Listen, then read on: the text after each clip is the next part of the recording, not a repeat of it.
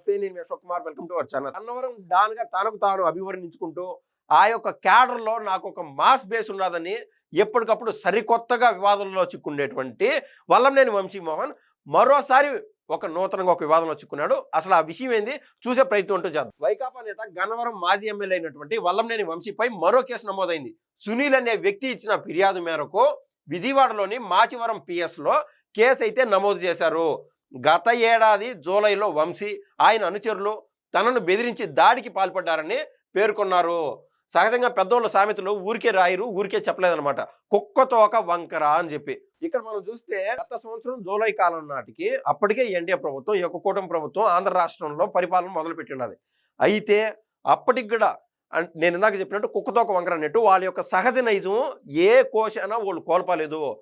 ఏమనుకున్నారు ఈ యొక్క కూటమి నేతలు కావచ్చు, కూటమి గవర్నమెంట్ మమ్మల్ని అరెస్ట్ ఎందుకు చేస్తారులే, అరెస్ట్ చేసి అక్కడ వైసీపీ సోషల్ మీడియా ఉన్నది, మరోపక్క సాక్షి ఉన్నది, మాకు కొమ్ము కాస్తారు, అక్రమ అరెస్టులు అని చెప్పి పెద్ద రాతలు రాపించుకోవచ్చు, తద్వారా జగన్మోహన్ రెడ్డి గారికి మరింత దగ్గర కావచ్చు అని చెప్పి ఆ రోజు వాళ్ళు చేసినటువంటి కుటిల యత్నాలు అనుకోవాలో, లేకుండా అంటే మమ్మల్ని ఆపేది ఎవరు, అడ్డు అదుపు లేకుండా మొత్తం సమాజంలో అంటే గన్నవరానికి సంబంధించి దున్నేద్దాం ఏలేద్దాం అనేటువంటి వాళ్ళకు ఉన్నటువంటి సహజసిద్ధమైన మనస్తత్వంతో ఆ రోజున బెదిరింపులకు పాల్పడినారనమాట. సరికొత్తగా గవర్నమెంట్ వచ్చినా కూడా దానికి సంబంధించి ఇన్నాళ్ళ తర్వాత వల్లంనేని వంశీమోహన్ ఆల్రెడీ 100 రోజులకు పైగా అరెస్ట్ అయ్యి వచ్చి జైల్లో ఉండేసి బయటకు వచ్చాడు. అయితే ఇన్నాళ్ళు వల్లంనేని వంశీమోహనే కాకుండా చాలా నియోజకవర్గాల్లో గతంలో మంత్రులుగా ఉండేటువంటి వాళ్ళు కనుసన్నులో జరిగినటువంటి కొన్ని బెదిరింపులు కావచ్చు, లేకుంటే కొన్ని కిడ్నాపులు కావచ్చు, అన్నీ ఒక్కొక్కటి బయటకు వస్తూనే ఉన్నాయి. ఏది ఏమైనా కూడా మంచి ప్రభుత్వం అంటూ వచ్చింది, మనం చెప్పుకోవడానికి వినే నాదుడు లేకపోయినాడు గతంలో. ఇప్పుడైనా సరే మనకు జరిగినటువంటి బాధలు, ఏ విధంగా అయితే మనం ఆస్తులు కోల్పోయినామో ప్రతి ఒక్కటి కూడా నారా చంద్రబాబు నాయుడు గారి పేషి వరకు తీసుకెళ్దామని చెప్పి ధైర్యంగా ఒక్కొక్కరు ముందుకు వస్తూనే ఉన్నారు. అటువంటి కోవలోకి వచ్చినటువంటి వ్యక్తే ఈ కేసు పెట్టిన అతను సునీల్ అనేటువంటి వ్యక్తి. సహజంగా ఈ సునీల్ అనేటువంటి వ్యక్తి ఈ కూటమి ప్రభుత్వం అధికారంలోకి వచ్చింది కాబట్టి ధైర్యంగా బయటకు వచ్చాడు. అది కాకుండా ఒకవేళ 151 మంది ఎమ్మెల్యేలు గతంలో జగన్మోహన్ రెడ్డి గారి ఆధీనంలో ఉన్నందున తర్వాత కూడా పొరపాటున ఫార్ ఆన్ అసంప్షన్ 110 ఎమ్మెల్యేలతో అయినా సరే జగన్మోహన్ రెడ్డి గారు రెండోసారిగా ముఖ్యమంత్రి అయింటే ఇలాంటి సునీల్ లాంటి బాధితులు ఎంతమంది ఉంటారు సమాజంలో? ఒక గన్నవరం అని కాదు, ఆంధ్రప్రదేశ్ వ్యాప్తంగా ఎంతమంది ఉంటారో అది తలుచుకుంటేనే అంత భయానకంగా ఉంటుంది. ఇప్పుడు ఆ గన్నవరం ఎమ్మెల్యే గురించే మాట్లాడుతున్నాం. అంతకుముందు మాజీ వైద్య శాఖ మంత్రిగా ఉన్నటువంటి విడదల రజని సైతం ఈ రోజున ఆవిడ నేను ఒక మహిళని, ఒక బీసీ నేతని అయితే మమ్మల్ని అంతగా టార్చర్ చేస్తారా, మా పైన అక్రమ కేసులు పెడతారని ఆవిడ అంటుంది. ఆ రోజున చలపతి అనేటువంటి ఒక స్టోన్ క్రషర్ యజమాని ఎవరైతే ఉన్నారో అతన్ని బెదిరించినప్పుడు ఆవిడికి తన కులం గుర్తు రాలేదా, లేకుంటే ఆవిడ మహిళని గుర్తు రాలేదా? ఇలా రాష్ట్ర వ్యాప్తంగా ఎక్కడికక్కడ మమ్మల్ని ఆపేది ఎవరురా అని చెప్పి సమాజం పైన పడి దాష్టికాండాలు, దారుణాలు, ఎక్కడికక్కడ కబ్జాలు, కిడ్నాప్లు ఏ రేంజ్లో ఉంటాయో ఊహించుకుంటేనే నిజంగా అంత భయానకంగా ఉంటుంది.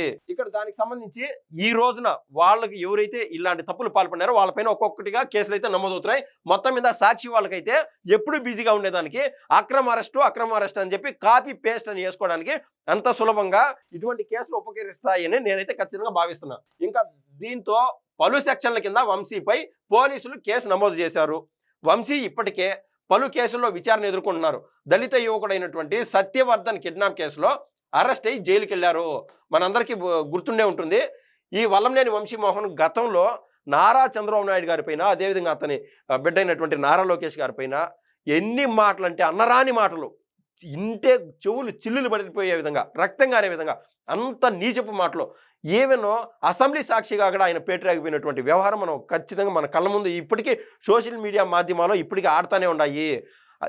అంటే అరగని తేపులకి ఆకలి తేపులకి ఎంత తేడా ఉంటుందో ఈ వల్లంనేని వంశీమోహన్ది అరగని తేపులో నేను ఖచ్చితంగా చెప్తాను. ఎందుకంటే మన వెనకాల జగన్మోహన్ రెడ్డి గారు ఉన్నారు, యథా రాజా తదా ప్రజ అన్నట్టు జగన్మోహన్ రెడ్డి గారే ఆ విధంగా పిల్లల సమక్షంలో నా వెంట్రుకు కూడా పీకలేరు అనేటువంటి మాటలు జగన్మోహన్ రెడ్డి గారు ఏ విధంగా అయితే అన్నారో అదేవిధంగా ఆయన కింద పనిచేసేటువంటి ఎమ్మెల్యేల యొక్క నైజం కూడా సహజంగా ఆ రోజున అలాగానే ఉండేది. ఈ క్రమంలో మనం చెప్తున్నటువంటి ఇంతకుముందు సత్యవర్ధన్ అనే కేసు మనం చెప్తున్నాం కదా, అది వల్లంనేని వంశీమోహన్ ఏం చేశాడంటే గోరుతో పోయేదాన్ని గొడ్డల్లాగా తెచ్చుకున్నారు. ఆ రోజున టీడీపీ కార్యాలయం పైన గన్నవరంలో ఎప్పుడైతే దాడి జరిగిందో అక్కడ మనకి ఇప్పటికీ గుర్తుండే ఉంటుంది, అక్కడ కార్లు కాల్చేశారు, ఆ కార్యాలయాన్ని తగలబెట్టేశారు. అప్పుడు నమోదైనటువంటి కేసు కనీసం కించేత్ ఒక అడుగు ముందుకు కూడా దూరం కూడా జరగల ఆ రోజున వైసీపీ హయాంలో. అయితే ఇప్పుడు ఈ ప్రభుత్వం, ఎన్డీఏ ప్రభుత్వం వచ్చిన తర్వాత ఆ కేసు క్రమేపీ ముందుకు తీసుకెళ్లే విధంగా ఈ యొక్క కూటమి ప్రభుత్వం చర్యలు తీసుకున్నటువంటి నేపథ్యంలో అసలు ఆ కేసు నుంచి దరిదాపులో నేను ఉండకూడదు, ఆ కేసులో నాకేమీ సంబంధం లేదు అని వల్లంనేని వంశీమోహన్ ఒక కుటిల యత్నానికి పాల్పడినారన్నమాట. ఒక కుట్రకు తెరలేపినాడు. ఏం చేశాడంటే సత్యవర్ధన్ అనేటువంటి దళిత యువకుడిని ఆ రోజు టీడీపీ కార్యాలయంలో ఒక కంప్యూటర్ అసిస్టెంట్గా పనిచేసేటువంటి సత్యవర్ధన్ని కిడ్నాప్ చేయడానికి ట్రై చేశాడు. కిడ్నాప్ చేసి అతనికి డబ్బులు ఇచ్చి దయచేసి ఈ కేసు నుంచి నేను రిలీవ్ కావాలంటే నువ్వు బయట నోరు తెరిచి మాట్లాడకూడదు అంటే, ఏది ఏమైనా కూడా సత్యవర్ధన్ న్యాయం వైపు నిలబడి కేసుని ప్రొలాంగ్ అయ్యే విధంగా ఆయన్ని తన కిడ్నాప్ చేసినటువంటి వ్యవహారాన్ని అందరికీ చెప్పడం, పోలీస్ స్టేషన్లో కేసు పెట్టడం జరిగింది. సో నేను ఇందాక చెప్పినట్టు గోరుతో పోయేదాన్ని గొడ్డల దాకా తెచ్చుకున్నాడు. ఆ రోజున కార్యాలయం పైన ఏదైతే రగలబెట్టారో ఆ కేసు అంతో ఇంతో కొద్ది రోజులు జరిగిపోయి ఉండేది. కిడ్నాప్ కేసు అనేది ఆశామాసిగా కాదు, ఈ రోజుకి వల్లంనేని వంశీమోహన్ బెయిల్ పైన బయటకు వచ్చిండొచ్చు కాక అతని మెడ మీద కత్తిలాగా వేలాడుతూ ఉన్నది ఆ యొక్క కిడ్నాప్ కేసు. అటువంటిదే కాకుండా 302 కింద లేదా 307 కింద బెదిరింపులకు పాల్పడిన వాళ్ళకు పడేటువంటి కేసులు 302 కానీ 307 కానీ అటెంప్ట్ మర్డర్ కావచ్చు, లేకుంటే బెదిరింపులకు పాల్పడడం కావచ్చు, ఇటువంటి కేసులో వల్లంనేని వంశీమోహన్ పైన మరోసారి కేసులు పడేటువంటి అవకాశం ఉంది. సరికొత్తగా ఎవరైతే వల్లంనేని వంశీమోహన్ బాధితులు ఉన్నారో వాళ్ళు ఒక్కొక్కరు వచ్చి కేసులు పెట్టడం, ఇప్పటికే 10ల సంఖ్యలో వల్లంనేని వంశీమోహన్ పైన కేసులు ఉన్నాయి. 11 నుంచి 14 కేసులు ఇప్పటికి ఆల్రెడీ ఉన్నందున ఇది మరొక కేసు.